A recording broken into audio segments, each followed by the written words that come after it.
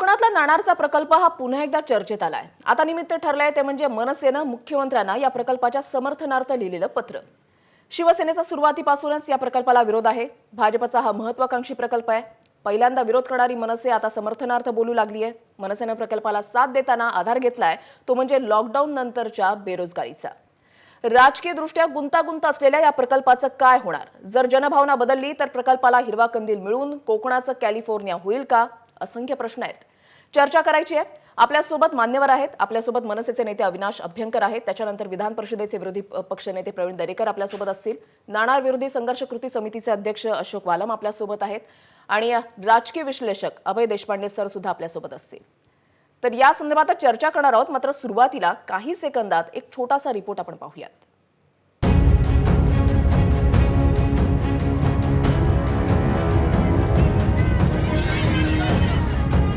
लोकसभा निवडणुकीच्या तोंडावर राजापूरमधला नाणार प्रकल्प हा गुंडाळून रायगडला हलवण्यात आला। प्रकल्पाला असलेल्या वाढत्या विरोधाला शिवसेनेची साथ होती। निवडणुकीनंतर शिवसेनेनं प्रकल्प रद्द केला। 3 लाख कोटींचा देवेंद्र फडणवीस यांचा हा महत्त्वाकांक्षी प्रकल्प आता मनसेनं मुख्यमंत्री उद्धव ठाकरेंना पत्र लिहून कोविड आणि लॉकडाऊन नंतर हा प्रकल्प महाराष्ट्राच्या हिताचा असल्यानं हातातून जाऊ देऊ नये अशी मागणी केली आहे। त्यामुळे प्रकल्प होणारच नाही या मुद्द्यावर ठाम असलेली शिवसेना मवाळ होते का? स्थानिकांसोबत चर्चेतून त्यांच्या शंकांचं निरसन केलं जाणार का? राजकारणाच्या गुंतागुंतीतून बाहेर पडून प्रकल्प मार्गी लागणार की रोजगारासाठी कोकणी माणसाला मुंबई पुण्याचीच वाट धरावी लागणार? असे असंख्य प्रश्न आहेत आणि यावरच आहे आजचा माझा विशेष। आपल्याला सुरुवात करायची आहे। मी सुरुवात करते मनसेचे नेते अविनाश अभ्यंकर यांच्यापासून। अविनाशजी, मनसेचा सुरुवातीला या प्रकल्पाला विरोध होता। त्यावेळेला कारण देण्यात आलेलं होतं की जनतेचा विरोध आहे तर मग हा प्रकल्प होता कामा नये। आता मनसेनं आपली भूमिका बदलली आहे। नेमकं काय कारण आहे? नाही, मला वाटतं तुम्ही जर पत्र नीट वाचलं असेल, विरोध होता का? नक्की विरोध होता। स्थानिकांना विश्वासात घेऊन जर एखादी गोष्ट होत नसेल तर त्याला विरोधी राजसाहेब करणारच, पक्ष म्हणून तो होणारच। परंतु कानारूप सध्या जी परिस्थिती आलेली आहे कोविड सदृश, मला वाटतं लाखो उद्योगधंदे आज बंद पडलेले आहेत। काही कोटी लोक आज बेरोजगार झालेली आहेत आणि कोकणाचा कॅलिफोर्निया करू हे माझे केस काळे होते तेव्हापासून मी ऐकतो। आता टक्कल पडलं तरी कॅलिफोर्निया काय झालेला नाही आणि कोकणी माणसाला पद्धतशीररित्या फसवण्याचं काम चालू आहे। ऑलरेडी एक प्रकल्प आपल्या राज्यातनं बँगलोरला शिफ्ट झालेला आहे काही लाख कोटींचा, टेस्ला, तुम्हाला माहिती आहे। हा आत्ता सद्य परिस्थितीत, शब्द नीट लक्षात घ्या, आपण जर हे त्यांचं 4 पानी पत्र नीट वाचलं तर त्याच्यामध्ये त्यांनी कोकणी माणसाचा, तिकडच्या पर्यटनाचा, तिकडच्या पर्यावरणाचा, त्यांच्या नोकरीच्या प्राधान्याचा, त्यांना लघुउद्योग जे आहेत त्याच्यामध्ये त्यांची प्रायोरिटी कशी असावी हे संपूर्ण राजसाहेबांनी ह्याच्यात मांडलेलं आहे। हा प्रकल्प जाणं सद्य परिस्थितीत जेव्हा राज्य सुद्धा पूर्ण आर्थिक विवंचनेत आहे हे मला वाटतं आता सन्मान्य मंत्र्यांनीच सांगितलेलं आहे। काही दिवसापूर्वी सन्मान्य मुख्यमंत्र्यांनी सांगितलं होतं, काही दिवसापूर्वी, आता मला एक्झॅक्ट तारीख आठवत नाहीये, काही दिवसापूर्वी असं सांगितलं होतं की प्रकल्प येतात परंतु त्याच्यात केंद्राने एक भूमिका घेतली पाहिजे।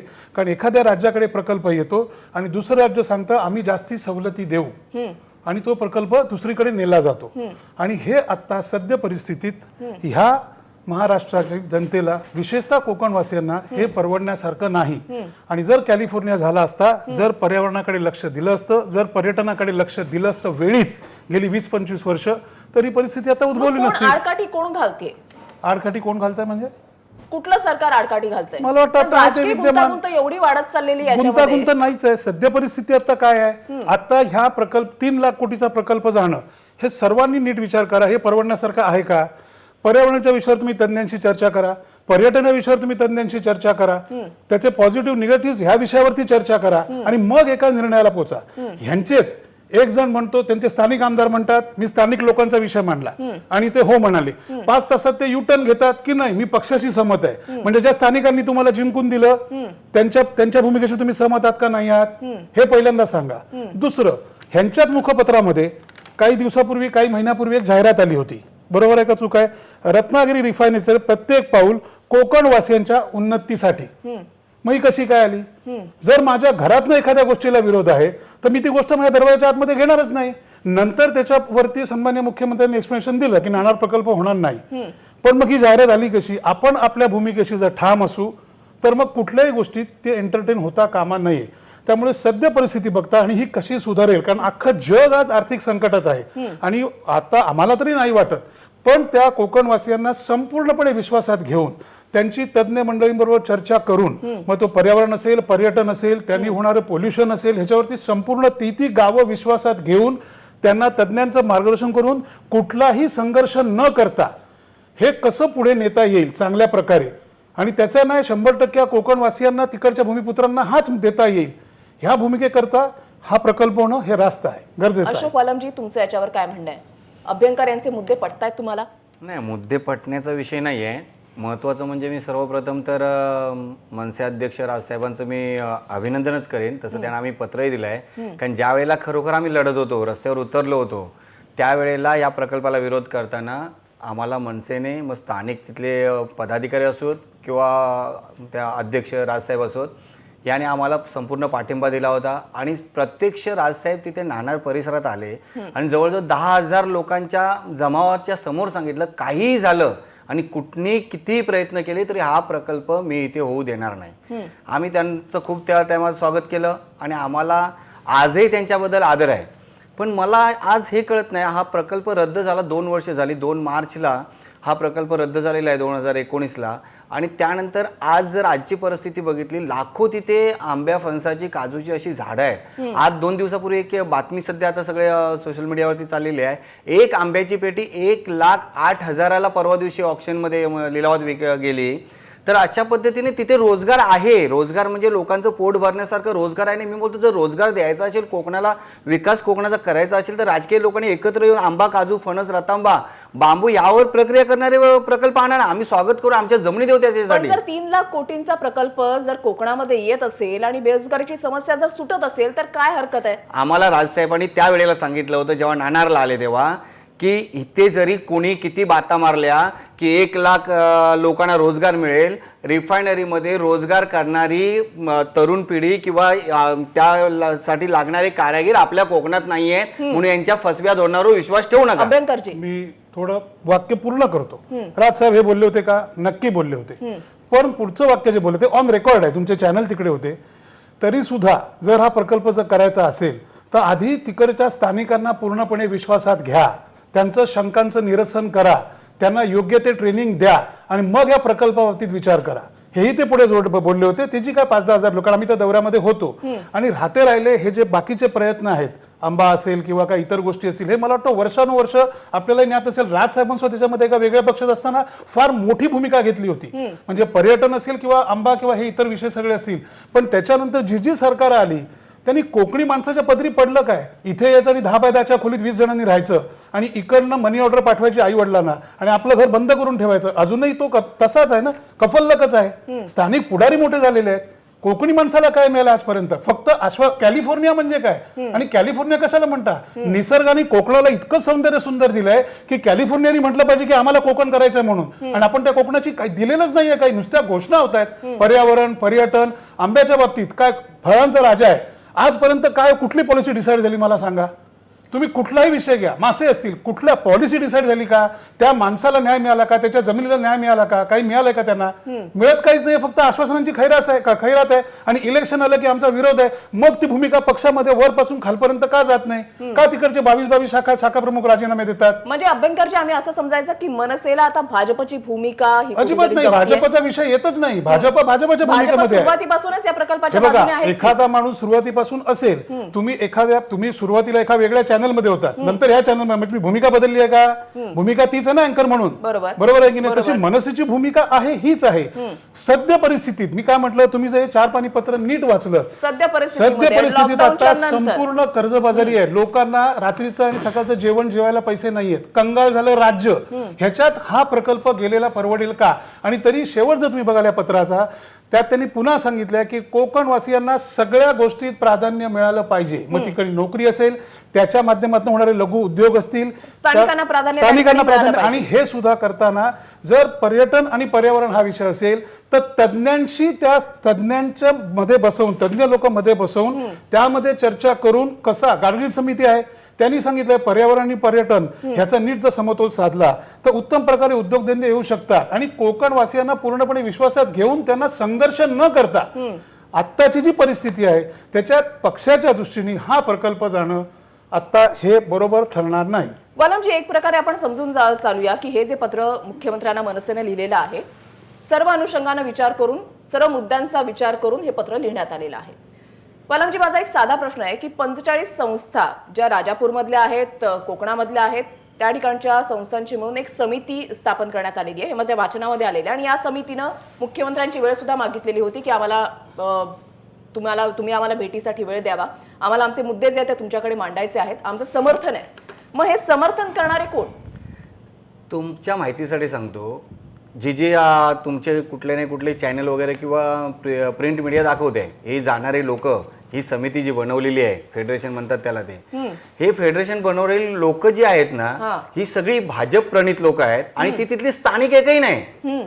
स्थानिक जर कुठे जाऊन मागणी करत असतील तर एक समजू शकतो विषय. हे बाहेरची लोक, आता नाणार पासून रत्नागिरी जिल्हा जो तालुका आहे, सिटी आहे रत्नागिरीची, ती 90 किलोमीटर अंतर आहे आणि ते 90 किलोमीटर अंतरावरची लोक फेडरेशन बनवत आहेत आणि मागणी काय करतात, नाणारमध्ये प्रकल्प पाहिजे म्हणून. आणि तोही कशासाठी? आज तिथे जे गुंतवणूकदार आहेत, गुजराती मारवाडी, जे मुंबईमधल्या बँड्रा आहे ते बीकेसी म्हणून आहे, त्या बीकेसी मधील जे गुंतवणूक आहेत, जे डायमंडचे व्यापारी आहेत, त्या व्यापाऱ्यांनी 950 कोटीची गुंतवणूक केलेली आहे आणि ते खोटे खरेदी खताचे व्यवहार सगळे झालेले आहेत. ही सगळी लिस्ट मी सोबत त्यासाठीच आणलेली आहे. तर ते व्यवहारांची आम्ही चौकशी मागणी केली, उच्चस्तरीय चौकशी पाहिजे म्हणून विधानसभा अध्यक्ष सन्माननीय नाना पाटोले यांच्याकडे मागणी केली आणि त्यांनी ती उच्चस्तरीय चौकशी लावली आणि ती चौकशीची अंतिम टप्प्यात चौकशीचा रिपोर्ट आता म्हणजे आलेला आहे चौकशी. आणि अशा वेळेला हा विषय हा फक्त ते गुंतवणूकदार, दलाल या लोकांनी, कंपनीचा तो एक PRO आहे, यांनी पुढे आणलेला आहे, कारण याच्यात मोठमोठे राजकीय नेते सुद्धा अटकणार आहेत. फूस कोणाची वालमजी? या लोकांना फूस कोणाची? तुमचं काय म्हणणं आहे, तुमचा काय आरोप आहे? या लोकांना फूस कोणाची म्हणजे मी तर सरळ आरोप करतो, ते एक तर गुंतवणूकदार आणि दुसरी कंपनी, कारण याच्यात मोठे मोठे अधिकारी आणि मोठे मोठे व्यापारी आणि याचे लीडर म्हणजे सर्व राजकीय पक्षांचे काही नेते याच्यात अटकणार आहेत. ही जर हा रिपोर्ट जर बाहेर पडला ना चौकशीचा, तर मोठे मोठे अधिकारी लवकर अटकणार आहेत आणि हा एक 10-15 दिवसाचा वरती अहवाल येऊ शकतो. नाणारचा प्रकल्प जो आहे ना, तो देवेंद्र फडणवीस यांचा महत्वाकांक्षी प्रकल्प आहे. भाजप सुरुवातीपासूनच जे विरोध करतायत या प्रकल्पाला, त्यांच्या विरोधात आहे. जे समर्थनार्थ आहेत त्यांच्यासोबत भाजप उभी राहिलेली आहे.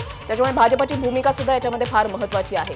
मनसेने जे पत्र पाठवलेले आहे त्याच्यावर आता भाजपचा नेमका स्टँड काय विचारणार आहोत. प्रवीण दरेकर आपल्यासोबत जोडले गेलेले आहेत. एक छोटासा ब्रेक घेते, कुठेही जाऊ नका, पाहत रहा ABP माझा.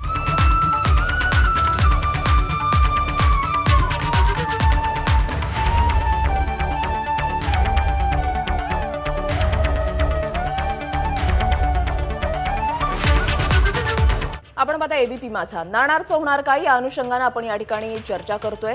विषय साधा आहे की मनसेनं एक पत्र लिहिलेलं आहे मुख्यमंत्र्यांना आणि त्याच्यामध्ये नाणार प्रकल्प हा आजच्या घडीला कशा पद्धतीने महत्वाचा आहे ते सांगण्याचा या पत्रातून प्रयत्न करण्यात आलेला आहे. त्याच्यामुळे आता उद्धव ठाकरे मुख्यमंत्री हे पत्र स्वीकारणार का, त्याच्यावर काही ऍक्शन घेणार का किंवा काही हालचाली सुरू होणार का हे पाहणं महत्वाचं असेल. त्यामुळे त्याच अनुषंगानं ही चर्चा सुरू आहे. मी आता प्रवीण दरेकर यांच्याकडे जाते. दरेकरजी, वालम यांनी मगाशी एक मुद्दा उपस्थित केला. मी त्यांना एक प्रश्न विचारलेला होता की राजापूरमधल्या एक 45 संस्थांची मिळून एक समिती स्थापन करण्यात आलेली आहे जी नाणार प्रकल्पाच्या समर्थनार्थ आहे. तर त्यांचं असं म्हणणं आहे की या समितीच्या मागे भाजपच आहे. तर हा मुद्दा पटतोय तुम्हाला? नाही, एकटे वालम म्हणजे काय कोकण नव्हे, ते करतील ते अख्ख्या कोकणचा विषय आणि नाणारचा विषय, त्यांची भूमिका म्हणजे कोकणची भूमिका, असं काय मानायचं कारण नाही. त्यामुळे त्यांची सांगितलं लाखोंची झाडं, काही लाखोंची झाडं वगैरे त्या ठिकाणी गेलेले नाहीत. असं आवाजच्या सवा खोटं चित्र उभं करायचं आणि कोकणच्या विकासामध्ये एक अत्यंत महत्वाकांक्षी असा प्रकल्प येतोय त्याला खो घालायचा, अशा प्रकारच्या काही मंडळींचं दुर्दैवानं राजकारण आहे. या ठिकाणी सन्माननीय राजसाहेब ठाकरे यांचं मनापासून भूमिकेचं स्वागत करेल, कारण त्यांची भूमिका नेहमी रोखठोक राहिलेली आहे. आणि अविनाश अभ्यंकरांनीही सांगितलेलं आहे की त्यावेळेला तत्कालीन परिस्थितीमध्ये जे काही चित्र उभं राहिलं होतं, स्थानिक लोक, त्यांचा उद्रेक वगैरे, त्यावेळेला ती योग्य भूमिका होती. पण आज आपण त्या ठिकाणी जर वस्तुस्थिती पाहिली तर आज तिथं जर एक 100-150 लोक सोडली घरं, तर संपूर्णपणे तिथली असणारी ग्रामपंचायत, पंचायत समिती, लोकप्रतिनिधी अगदी स्थानिक शिवसेनेच्या आमदारांनी सुद्धा सकारात्मक भूमिका घेतली होती. नाही, भूमिका खरं घेतली, म्हणजे मात्र 3 लाख त्याच्यानंतर कोटीचा युटर्न पण प्रकल्प घेतलेला आहे. होता. आता तो 4 लाख दरेकरजी, कोटीवर जाणार. शिवसेनेच्या नाही, आमदारांनी युटर्न आता त्या शेवटी ठिकाणी तो पक्ष भूमिका घेतली, मात्र नंतर युटर्न युटर्नच्या सुद्धा घेतला. आदेशावरच चालत असतो ना. हा, नाही, युटर्न घेतला असेल, शेवटी पक्षाच्या वरनं त्यांना सांगितलं गेलं असेल.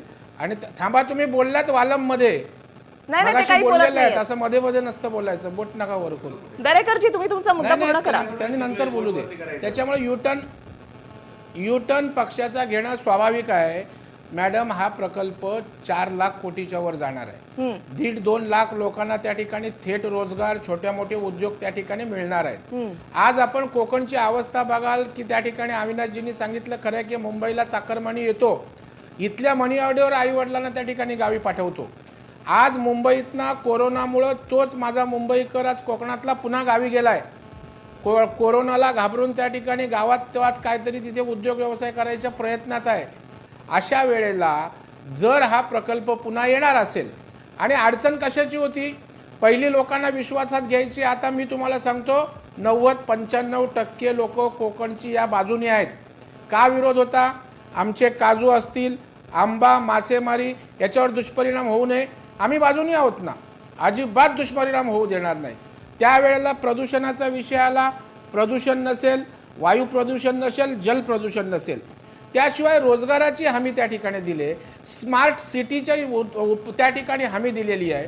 आणि असं असताना कोकणच्या विकासामध्ये एक दुर्गामी असा परिणाम करणारा प्रकल्प येत असेल आणि काही मुठभर लोक, बरं जस्टिफाय करावं, कुठली 1 लाख झाडं वालमनी मोजून दाखावी, मी म्हणाल ते या ठिकाणी प्रायश्चित्त घ्यायला तयार आहे. आपला हवेत गोळीबार करायचा आणि काही टाकायचं आणि आमच्या कोकणची दिशा बदलणारा प्रकल्प या. मला सांगा, आंबा, काजू, फळ प्रक्रिया काही मोठे उद्योग आलेत का? आणण्याचा कोणी प्रयत्न केलाय का? आणि त्याला एक मर्यादा आहे. आणि त्याच्यामुळे अशा प्रकारची नाही, पण प्रयत्न करा ना. आम्ही तर मागणी केली आहे. आता तुम्ही विधान परिषदेमध्ये तुम्ही विरोधी पक्ष नेते आहात, तुम्ही पुढे न्या ना. आम्ही तर मागणी केली आहे. प्रयत्न करतोय.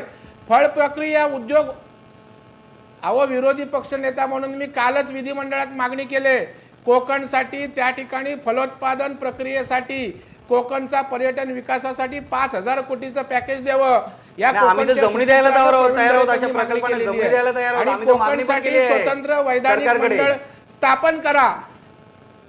तुमच्या नाही, सरकारकडे मागणी केली. 1 लाख झाडं कुठली गेलेत मला जरा सांगावं. मी तुम्हाला 1 लाख झाडं नाही, मी तुम्हाला जवळजवळ 4 लाख झाडांची पूर्ण गिनती देतो तुम्हाला. मी तुम्हाला या चॅनलच्या माध्यमातून सांगतो, तुम्ही जेव्हाही सांगाल तेव्हा मी सोबत यायला तयार आहे. टीम घ्या तुमची. आणि जर 4 लाख झाडं नसतील त्या 15,000 एकर मध्ये, तर मीच आंदोलन सोडून देईन. संपलं की मी तुमच्या सोबत येतो. अधिवेशन संपलं की मी तुमच्या सोबत येतो. चालेल, मी तुम्हाला समोरून फोन करतो, आपण जाऊया. उदय सामंत या ठिकाणी, हो नक्की मी येईन. त्याच्यामुळे कोकणच्या विकासामध्ये हा आमूलाग्र या ठिकाणचा बदल करणारा असा प्रकल्प आहे, तो आम्हाला हवाय, कोकणवासियांना हवाय. आणि आज राजसाहेबांनी घेतलेल्या भूमिकामुळे निश्चितपणे याला गती मिळेल. उद्धवजी ठाकरे साहेबांनी सुद्धा त्या ठिकाणी कुठलाही राजकीय अभिनिवेश न ठेवता आज त्यांच्या उदय सामंत, तुम्ही अनेक मुद्दे, अनेक सवाल उपस्थित केलेत. वालम त्या प्रश्नांना उत्तर देतील आणि त्याच्यानंतर दरेकरजी, माझा सुद्धा एक प्रश्न आहे तुमच्यासाठी. पहिले सुरुवात करा वालमची. मला आता दरेकर साहेबांना विचारायचं आहे. ते म्हणाले मगाशी की ग्रामपंचायती असू दे, जिल्हा परिषद असू देत, पंचायत समिती असू देत, आत्ताच ग्रामपंचायतीच्या निवडणुका झाल्या. दरेकर साहेब, तुमच्या माहितीसाठी सांगतो, त्यात 15 गावांमधून 3 फक्त गावांच्या ग्रामपंचायती आता होत्या. 3ही गावाच्या ग्रामपंचायतीमध्ये आम्ही रिफायनरी विरोधक म्हणून सदस्य उभे केले आणि ते सगळेच्या सगळे जिंकून आले. आणि ज्यांनी समर्थनासाठी उभे केले होते त्यांना 2-2, 3-3 मतं मिळाली. हा साहेब जरा जर रिपोर्ट घेतलात ना तर तुम्हाला त्याचं एक समाधान मिळेल. दरेकरजी, हा मी रिपोर्ट घेईन. आणि आता तुमच्या काय निवडणुका झाल्या मला कल्पना नाही, निश्चितपणे निवडणूक घेईन. तुम्ही बोललात म्हणून त्याचं निवडणुका उत्तर दिलं काही मी तुम्हाला. ग्रामपंचायती झाल्या जिंकल्या म्हणजे अख्ख्या कोकणच्या विकासात जो भर टाकणारा प्रकल्प आहे तर तुमच्या 5 ग्रामपंचायतीचा म्हणजे कोकणचा विकास नव्हे. नाही, तुम्ही बोललात तिथला, तुम्ही उल्लेख केला म्हणून मी ते बोललोय. मला तो विषयच काढायचा नव्हता, तुम्ही बोललात म्हणून बोललोय मी ते. नाही, मी आता नितेश राणेंशी बोललो. त्यांनी सांगितलं 2 गावामध्ये असा विषय होता. सगळी लोक स्थानिक या प्रकल्पाच्या बाजूने आहेत. पहिली परिस्थिती वेगळी होती. नक्की दरेकर पहिली जी, अहो, आता माझा- तू- दरेकर नाही, जी, तुमचं माझा बरोबर तुम्हाला आहे. सरळ पहिली प्रश्न आहे. परिस्थिती वेगळी परंतु होती, आता आताची परिस्थिती शिवसेनेचे वेगळी आहे. कार्यकर्ते पहिल्यापेक्षा सुद्धा. मोठा विरोध तुम्हाला आता दिसेल, कारण आम्ही आता जे कुणबी जोडो अभियान आणि ओबीसीच्या आंदोलनासाठी नाही, पूर्ण नाही, जिल्ह्यात अजिबात फिरतोय, त्या बरं, राज टायमाला ठाकरे या साहेबांनी भूमिका प्रकल्पासाठी बदलायचं पूर्ण कारण जिल्ह्यात काय? विरोध होतोय. जर तुम्हाला त्या ठिकाणी फक्त तिथे माहित आहे, राज ठाकरे साहेबांनी मग का भूमिका बदलली? त्यांनी ते पहिला राज त्या साहेबांनाच ठिकाणी माहिती बघितली असेल. त्यावेळची परिस्थिती आणि आता त्यांना वाटतंय की हा प्रकल्प हा अभ्यंकरजी, तुम्ही याच्यावर बोला, त्याच्यानंतर मला एक दरेकरांसाठी एक छोटासा प्रश्न आहे. अभ्यंकरजी, नाही, मला एवढंच सांगायचं आहे की वालम साहेब इथे बसलेले आहेत, ते तज्ज्ञ असतील, मी समजू शकतो. त्यांनी पुढचा एक शब्द द्यावा. 3 लाख कोटीची रिफायनरी जाणं हे आता महाराष्ट्र सारख्या राज्याला परवडण्यासारखं आहे काय?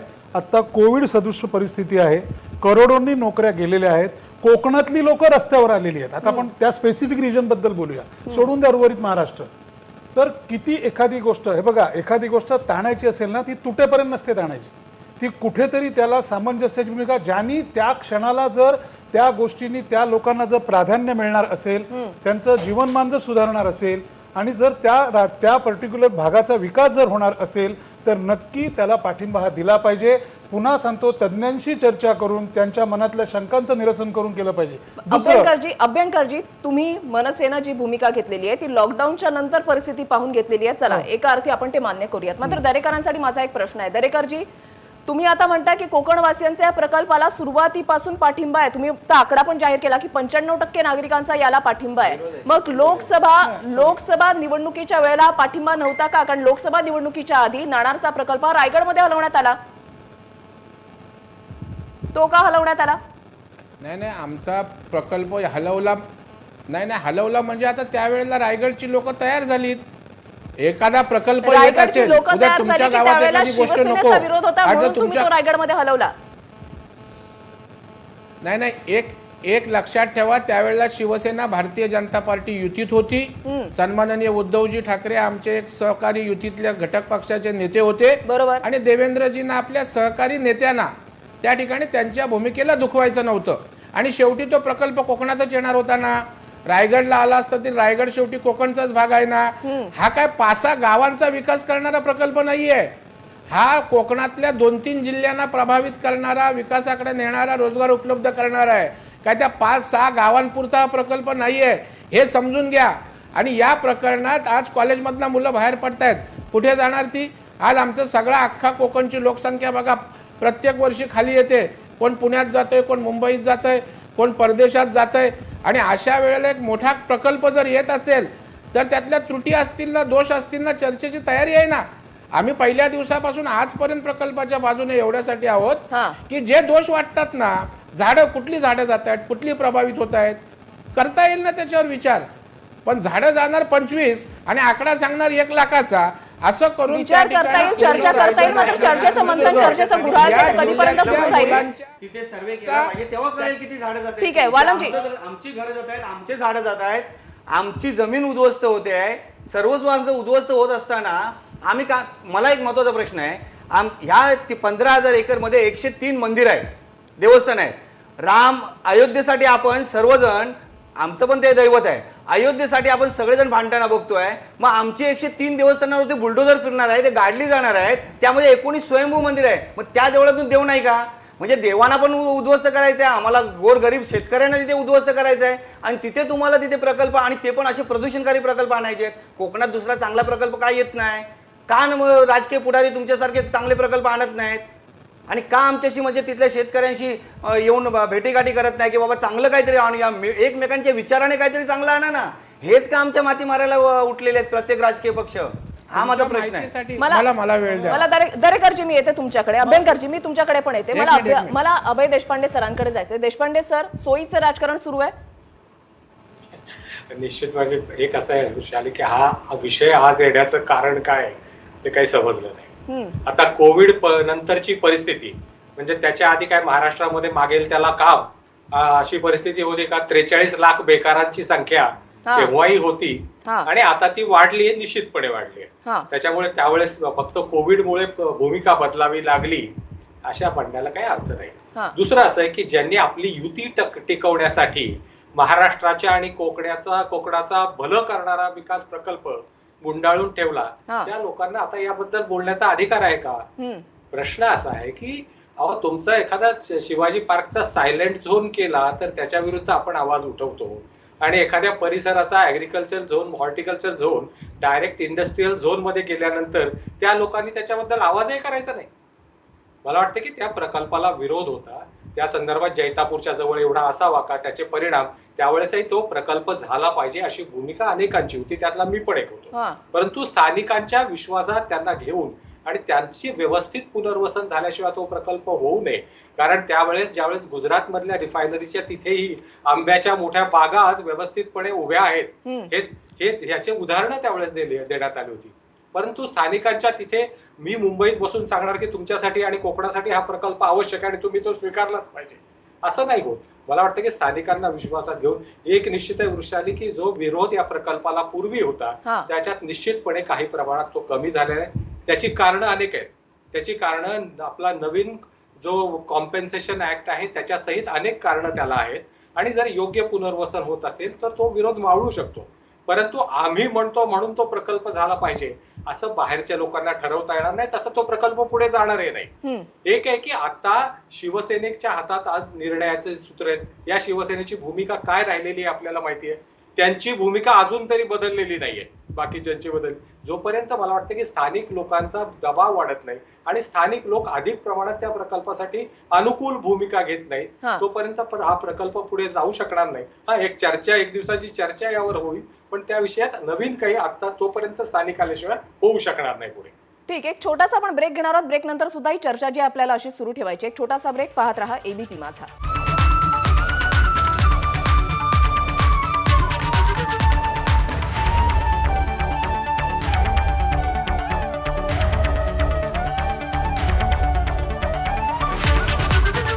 वालमजी, जर समजा आता तुम्ही म्हणताय की तुम्ही ठाम आहात, तुम्ही तुमच्या मुद्द्यावर ठाम आहात की स्थानिकांचा नाणार प्रकल्पाला विरोधच आहे, मात्र जर सामाजिक, राजकीय, तांत्रिक, त्याच्यानंतर भौगोलिक, वैज्ञानिक दृष्ट्या हा प्रकल्प कसा योग्य आहे, कसा चांगला आहे, भविष्याच्या हिताने कसा योग्य राहील, हे जर पटवून दिलं तर तुमची भूमिका मवाळ होणार का? हा एक मुद्दा. आणि दुसरा मुद्दा तो म्हणजे गाडगीळ अहवाल. अगदी थोडक्यात गाडगीळ अहवालाबद्दल बोलतो. राजसाहेबांनी पण पत्रात उल्लेख केलेला आहे.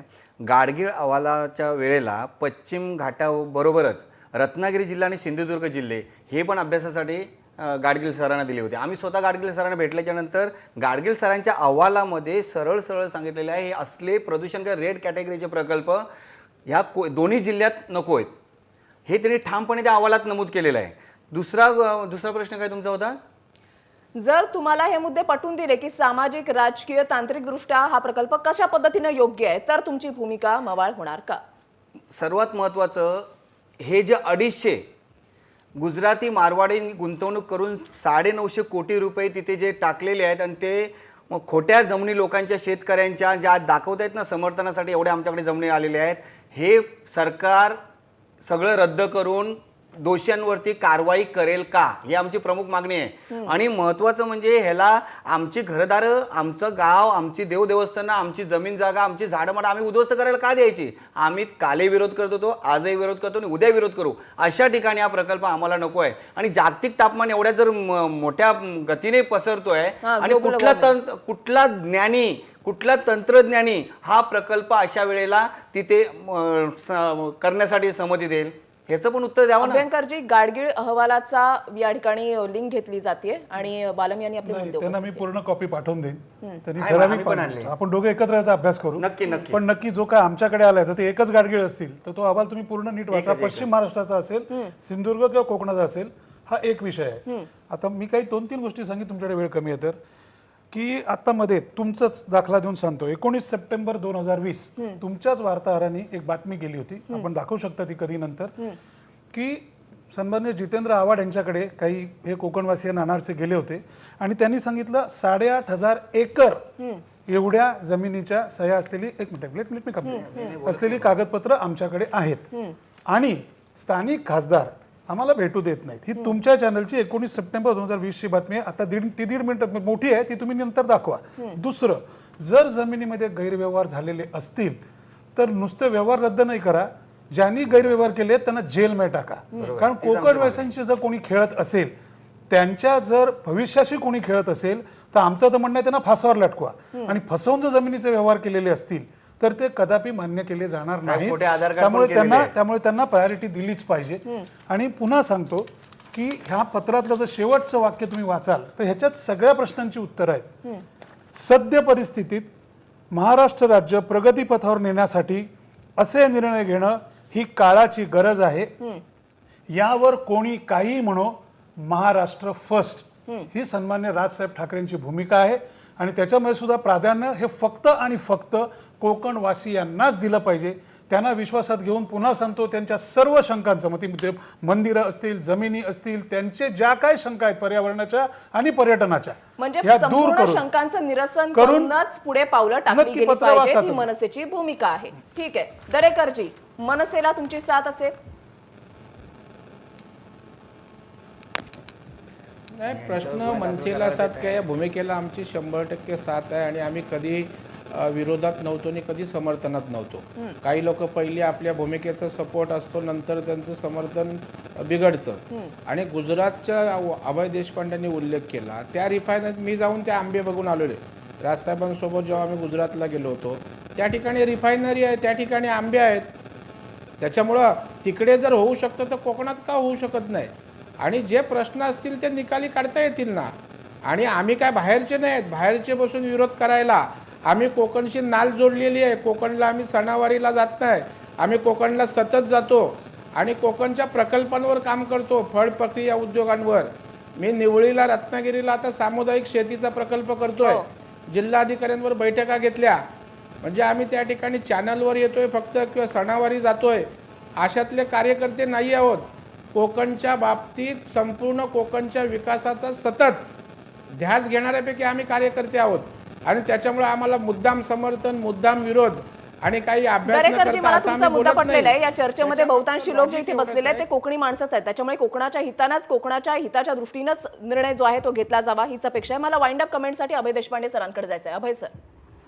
नाही, मला वाटतं की मनसेंनी आणि भाजपाने भूमिका घेतलेली आहे आणि निश्चितपणे काही वर्ग आहे ज्यांना हा प्रकल्प झाला पाहिजे असं वाटतंय. तर मला वाटतं की त्याचे हे गैरसमज दूर झाले पाहिजे, ती जर भूमिका असेल आणि जर काही लोक या समर्थनात प्रकल्पाच्या उभे असतील तर त्यांना या दोन पक्षांनी एक व्यासपीठ उभा करून द्यावं ना. जर स्थानिकांचं मतपरिवर्तन होणार असेल त्या दृष्टीने आणि हा प्रकल्प येणार असेल आणि तो प्रकल्प करण्यास तिथे बहुतांश स्थानिकांचा विरोध नसेल तर त्यांच्यासाठी, त्या समर्थकांसाठी या दोन पक्षांनी व्यासपीठ निश्चितपणे उपलब्ध करून द्यायला हरकत नाही. कारण आज एक नाणारच्या विरोधी कृती समिती आहे, ती नको असलेल्या लोकांचं प्रतिनिधित्व करते. बाकीच्या लोकांना कोणी भेटू देत नसेल तर मनसेकडे निश्चितपणे ताकद आहे ती की त्या लोकांना भेट घडवून द्यायची लोकांची. तर मला वाटतं की ते समर्थनाचे लोक पुढे येत आहेत, त्याच्यासाठी एक व्यासपीठ उपलब्ध करून देण्यासाठी आणि पुढाकार घेतला पाहिजे. चर्चा हा सर्व विषयांवरचा जो आहे तो पूर्णविराम आपण या ठिकाणी म्हणू शकतो. कारण चर्चा ज्या वेळेला होते त्यावेळेला अनेक जे प्रश्न असतात, जे अनुत्तरित असतात, त्या प्रश्नांची उत्तर आपल्याला मिळू शकतात. वज्रमुठ ज्या वेळेला उभी राहते त्याच वेळेला खऱ्या प्रकारे विकास जो आहे तो आपण म्हणू शकतो. ही वज्रमुठ आता या प्रकरणामध्ये कुठली, तर ती सामाजिक, राजकीय, आर्थिकदृष्ट्या, त्याच्यानंतर तांत्रिकदृष्ट्या, त्याच्यानंतर भौगोलिकदृष्ट्या सर्वच अनुषंगाने विचार होणं फार गरजेचं आहे. आणि याच्यासाठी सर्वांना चर्चेमध्ये सामावून घेणं सुद्धा फार महत्त्वाचं आहे जर विकास साधायचा असेल तर. आम्ही पोल घेतलेला होता, आम्ही जनतेला विचारलेलं होतं की हा प्रकल्प हवा आहे का. त्याच्यावर जनतेचा कौल काय आहे ते आपण पाहत आहे. 76% लोक म्हणतात की होय, नाणार प्रकल्प हवा आहे. 24% लोक म्हणतात की नाही, नाणार प्रकल्प नको आहे. जनतेच्या या कौलचा आदरच. आणि आता माझा विशेष चर्चेमध्ये आता वेळ झालेली आहे. इथेच थांबण्याची. सर्व मान्यवरांनी या चर्चेसाठी वेळ दिला, सर्वांचे आभार. इथेच थांबूयात. पाहत रहा एबीपी माझा.